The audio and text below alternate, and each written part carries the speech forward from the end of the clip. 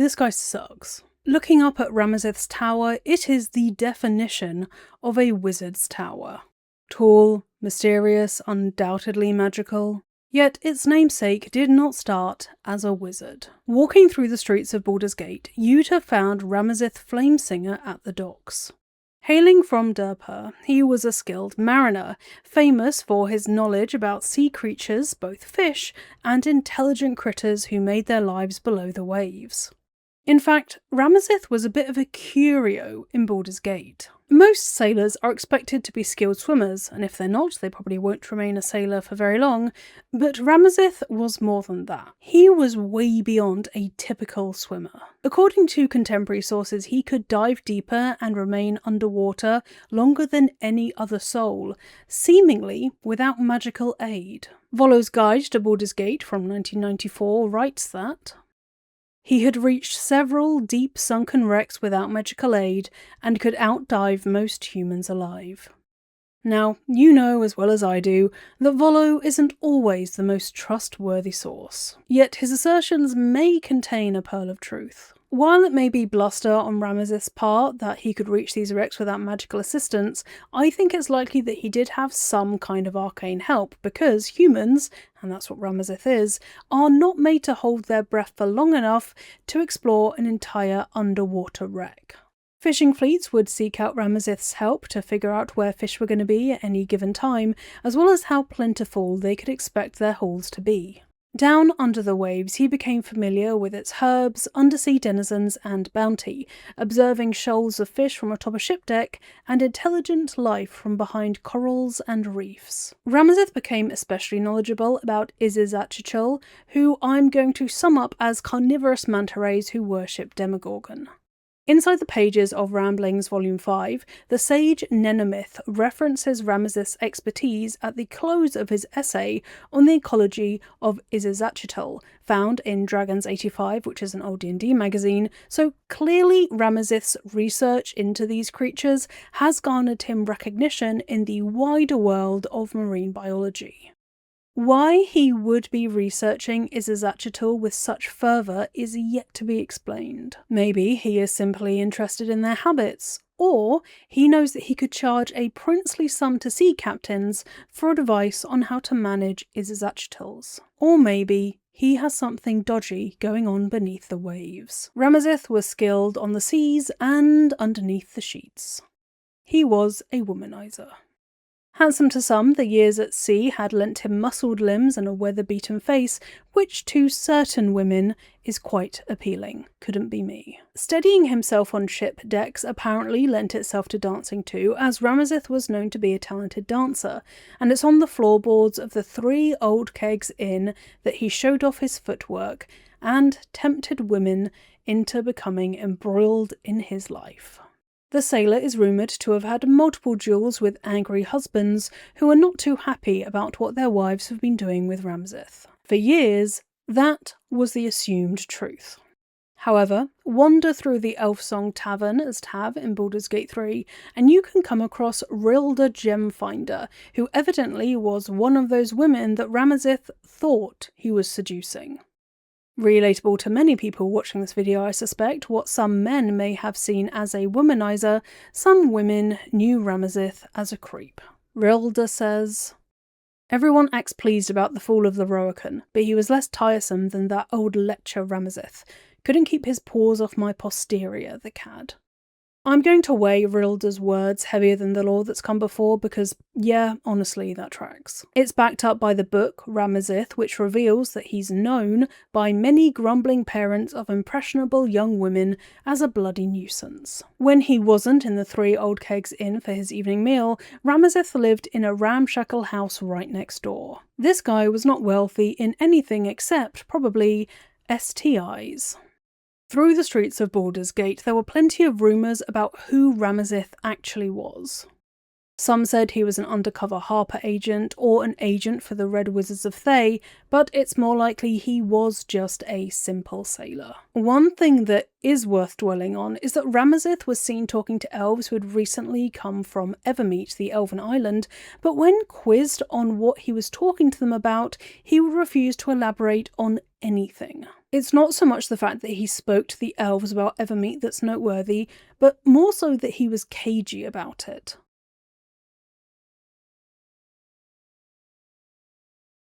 Later in life, Ramazith would be the cause of a strange new tower modelled off the architecture of Durpur appearing in Baldur's Gate. Like contemporary reports of the Eiffel Tower, it was down to one's opinion whether Ramazith's tower was an iconic landmark or an eyesore. I'd wager that those who had it interrupt their window view fell into the eyesore category. His tower was 6 stories high and treated with enough suspicion to fill every single floor. Before the tower was built, Ramazith was not known to be wealthy in the slightest. Although his sage advice about where to catch fish commanded some extra gold, being a sailor isn't exactly known for its good pay.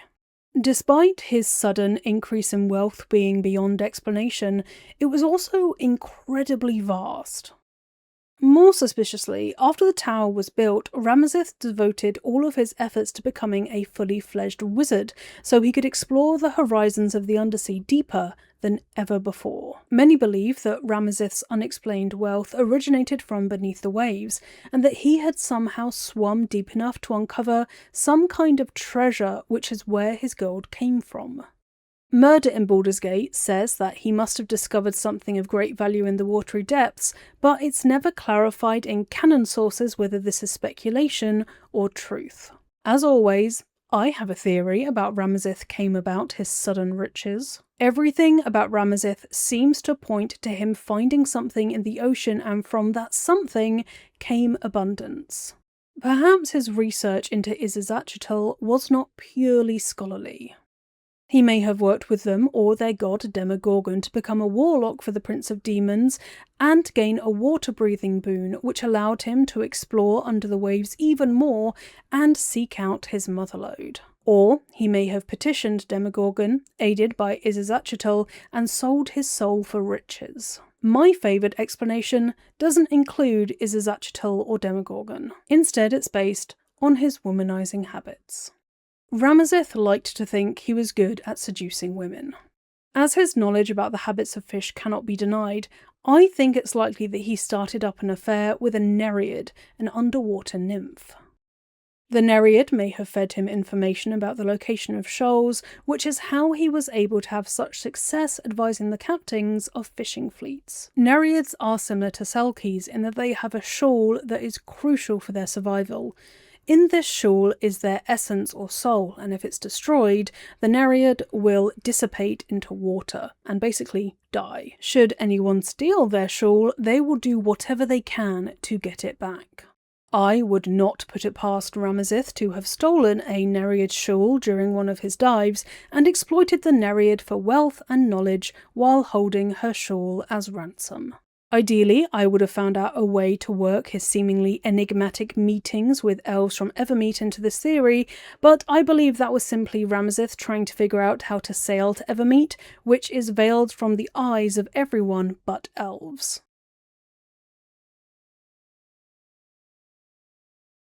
In the first Baldur's Gate game, Ramazith's alignment is lawful evil, and Murder in Baldur's Gate clarifies that this change in occupation of Ramazith's from sailor to wizard, as well as its associated alignment, came about once he came into this vast hoard of riches. Because you see, before his sudden wealth, Ramazith was chaotic good, but suddenly he became lawful evil. Clearly, he was a dickhead, if his alignment was changed so easily by an influx of money. Though if there's anything for us to learn in 2026, it's that that is depressingly likely.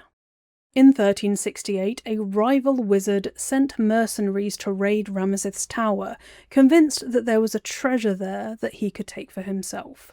They found not treasure, but a basilisk summoned by Ramazith. After it petrified them, Ramazith sold their statues to an art dealer, which is not moral, but it is quite funny. Under a charmed spell in Baldur's Gate 1, he remains insufferable. Gorion's ward, in his opinion, is far below him in both intellect and manners, and he sees his work as far beyond Gorion's ward's limited perceptions. Ramazith is a dick, whether under a charmed spell or not, and to anyone he enters into an argument with. He got into a dispute with the barkeep at Ye Old Inn, and summoned green slimes in his fury before legging it, and those green slimes are deadly, not just an inconvenience like the usual rat in basement fare. Upon his person you can find the knave's robe, which he wears at all times. The description reads, "A favourite among thief mages, the knave's robe has been enchanted to shield its wearer from the blades and poisons of any darkened alley." So, clearly Ramazith knows that he has made himself a lot of enemies, and is liable to be impaled upon turning into a darkened alley or, one must assume, the 3 Old Kegs Inn. All of this can make Ramazith look like a dick. Rest assured, he is truly, madly, deeply evil. A quest of his in Baldur's Gate shows just how deeply rotted he is, to the extent that he will murder and butcher a nymph in order to turn her into arcane components. Abella has not had a good time of it. The nymph, upon being freed of one mage, can be knocked out and then brought to Ramazith. At that point, Gorion's ward doesn't know what Ramazith wants with the nymph. Delivering Abella to Ramazith reveals that he sees her as nothing more than the most elusive spell component he has ever had to see. He says that her body will yield a score of human control potions, as well as at least 2 or 3 items of command. I am assured wealth for this season and the next at the very least, and I have you to thank. He means to kill, dismember, and distill Abella into items. To him, she is a resource to be tapped, and he feels no guilt or sorrow about it whatsoever. In fact, he says, "Her beauty is priceless in the eyes, but bottled and powdered, it is gold in my coffer." Absolutely disgusting. Priceless beauty is no good in his eyes, because what good is something if it cannot be weighed and valued? He would rather put a price on life itself, which shows just how corrupt he truly is. To Ramazith, creatures aren't to be appreciated in an abstract sense, instead turned into materials which can appreciate in value. One small consolation for Abella's butchery, if Gorion lets Ramazith proceed, is that through this act he may have met his doom.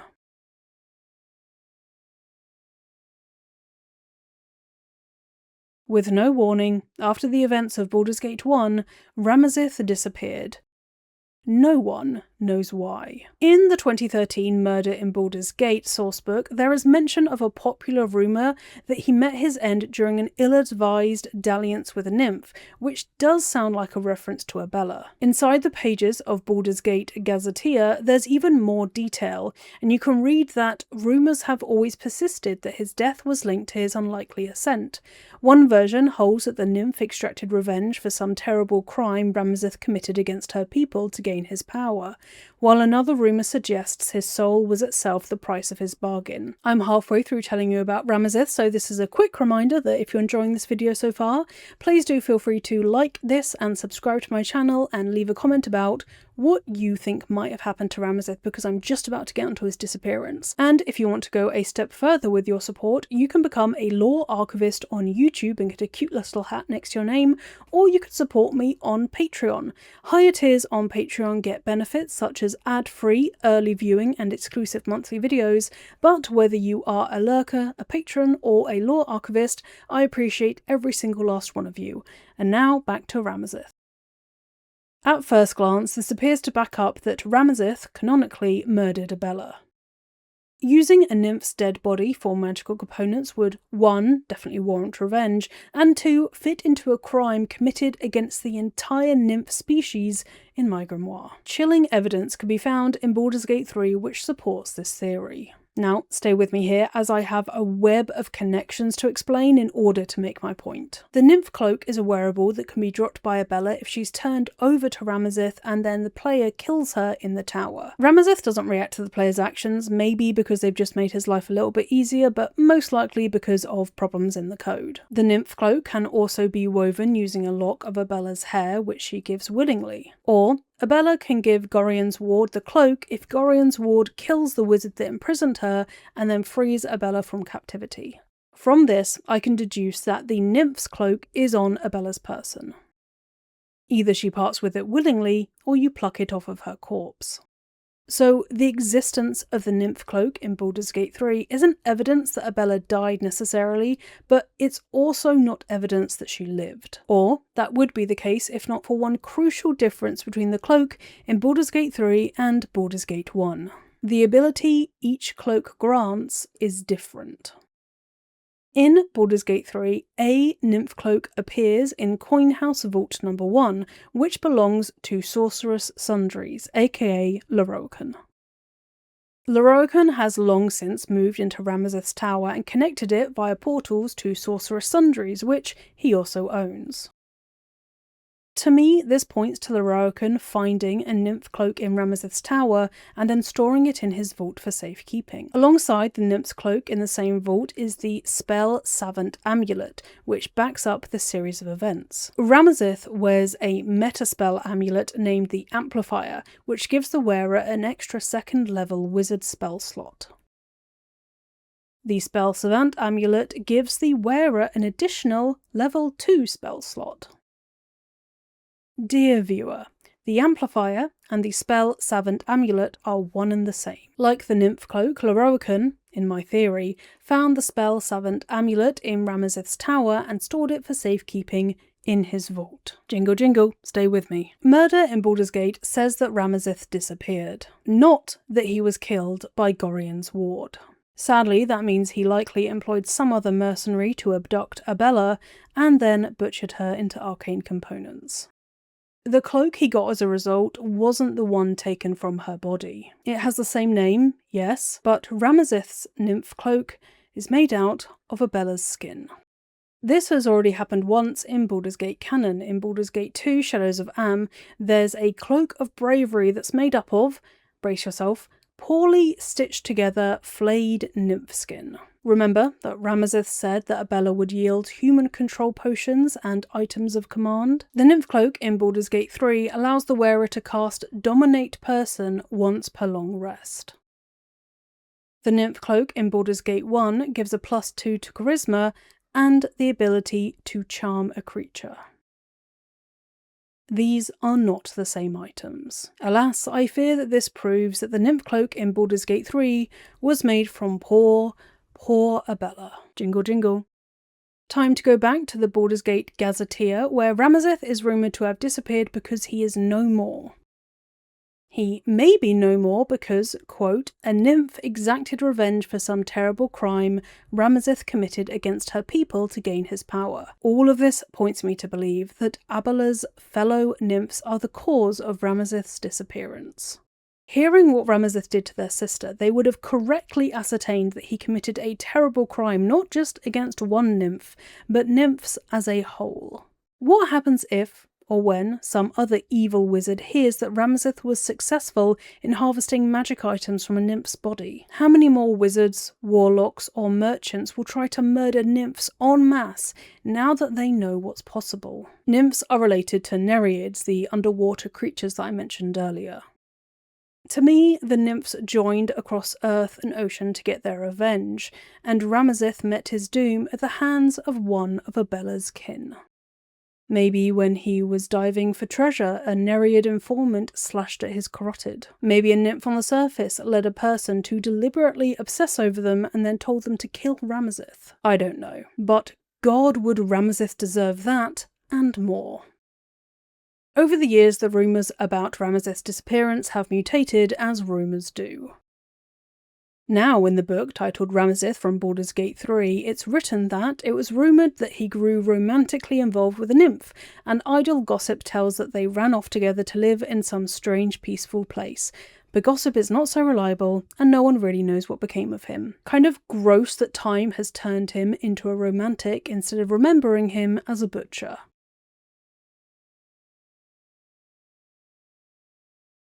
I hate this guy. Lorroakan isn't super relevant to this video except for the light that he sheds on what it's like inside Ramazith's tower, so that's what I'm going to focus on here. Any excuse not to talk about that personality void. Lorroakan took over Ramazith's tower after his disappearance, and in Speak with Dead with Lorroakan he can explain that with Ramazith gone it was open for the taking, so he moved in. To him, Ramazith was known as a powerful mage and spell maker, which I think is referring to the nymph cloak. Evidently, Lorroakan does think he's one of the greatest wizards to ever live, as his name is engraved in one of the doors in the Sorceress Sundry's vault, alongside luminaries Carsus and Elminster. He must have been fairly certain that Ramazith wasn't going to come back and kick out a trespasser, but even so, he doesn't know where Ramazith disappeared to. Moving into a new house is just as much of a pain in fantasy as it is in real life, and Roger Gherkins is the estate agent in the elf song who comments on Lorroakan's change of address. He says, "How did Lorroakan acquire the tower from Ramazith in the first place? Was there a proper transfer of deed? There could be opportunities here." No one knows how Lorroakan managed to finagle himself the tower, it seems. He may just be a glorified squatter. Especially considering that, in Murder in Baldur's Gate, he's listed as being chronically short of funds and yet cursed with expensive tastes. It just kills Lorroakan that his most popular enchantment, where the bulk of his wealth comes from, is to make clothes in Baldur's Gate water and mildew repellent. Coastal rain and moisture makes this a popular service in the city, and as such, Lorroakan refuses to sell the ritual itself to anyone so that he can continue to have a monopoly over its distribution and presumably charge a preposterous rate for his services. Knowing him, he's probably insecure about the public knowing that his main income stream comes from the humble mildew-repelling enchantment. When Lorroakan moved into Ramazith's tower, higher levels still seemed to be filled with monsters. In Baldur's Gate 1, you had to fight your way to the top of the tower to battle Ramazith, which meant carving up jellies, ghasts, hobgoblins, and kobolds. Following his disappearance, one can assume that these unusual household pests were left to run riot. Inside the pages of the Gazetteer from Descent into Avernus, it's written that Lorroakan has not reopened the tower's upper floors, confining his own activities to the first and a small portion of the second floor. And that he's been hiring adventurers to explore the heights of the tower to uncover the secret of Ramazith's wealth. He is not concerned that this secret is what might have killed Ramazith. Up in those higher levels, I would wager those adventurers would find those leftover monsters, which Lorroakan is too weak to take on himself. Further to this point, there's a random encounter in the city where Lorroakan offers to waterproof adventurers' clothing for free if they help him clean out the cluttered upper floors of Ramazith's tower, and I'm betting that he's not just talking about inanimate junk here.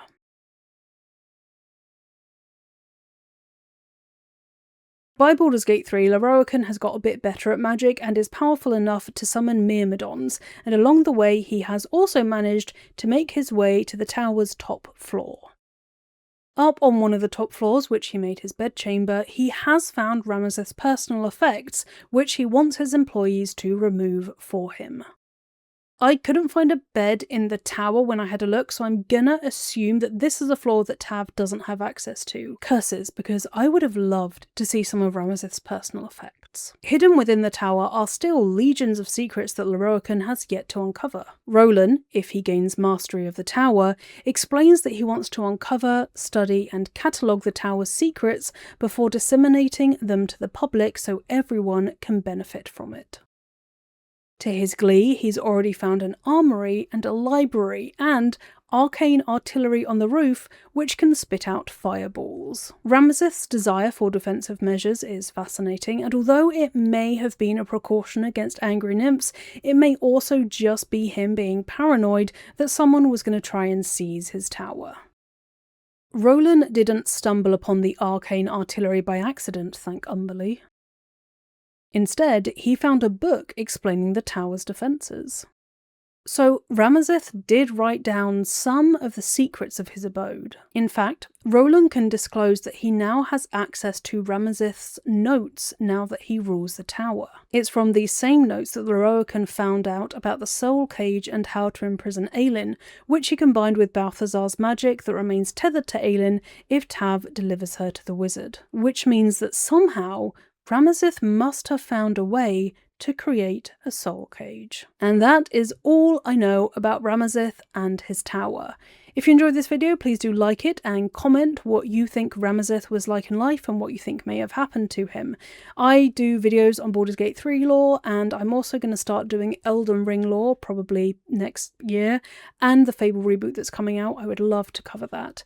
Now I'm going to go and sit in a dark room and do absolutely nothing, because this is my second long video that I filmed today and my brain feels like jelly. So I will see you folks next time.